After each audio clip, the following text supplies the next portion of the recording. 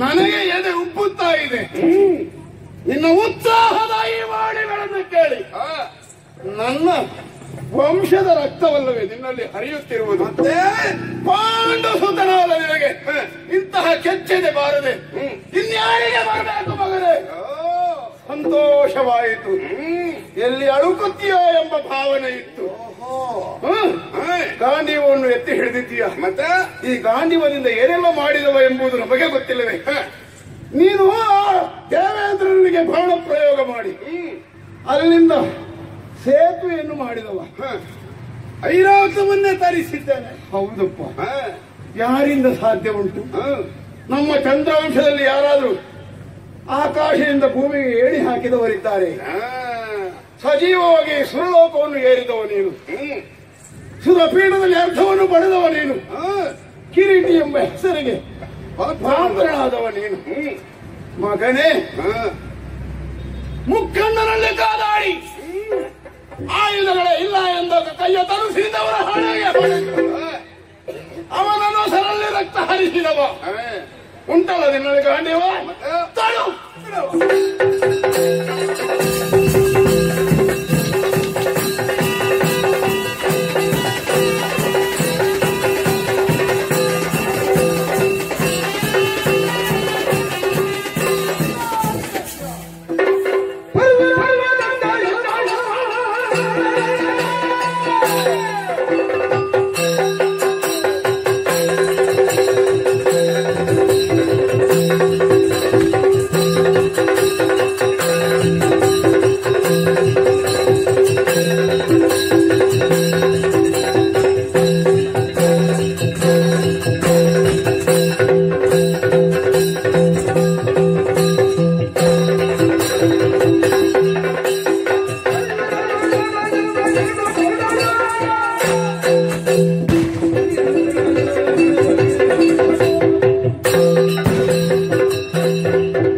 ಪರಮಾಶ್ಚರ್ಯವಾಯಿತಲ್ಲ ಘನಘೋರ ಸಂಗ್ರಾಮ.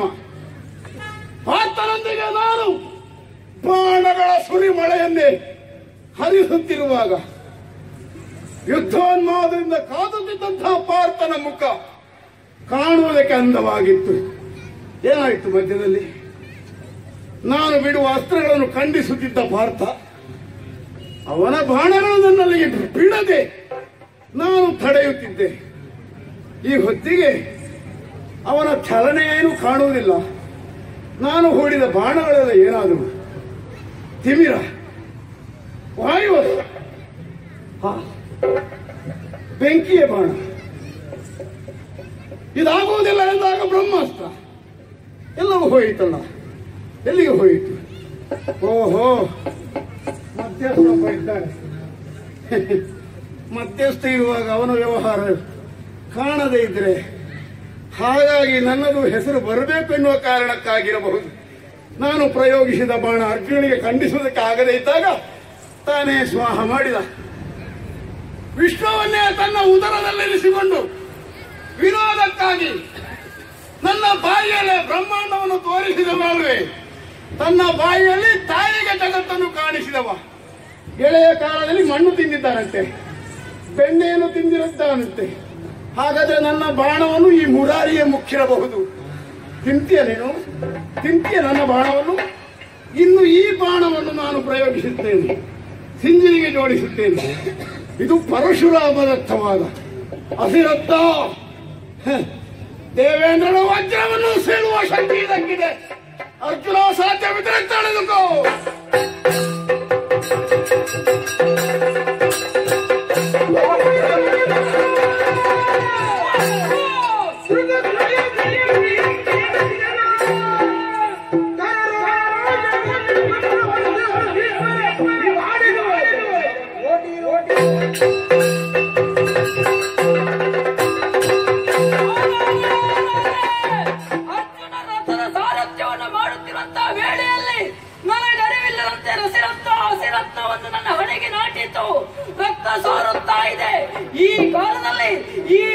ಕಾರ್ಯವನ್ನು ಮಾಡಿದವರನ್ನು ಸುಮ್ಮನೆ ಬಿಡುವುದಿಲ್ಲ.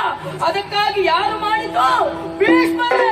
ಇವರನ್ನು ದಂಡಿಸುವಾಗ ಯಾರು ಬರ್ತಾರೆ?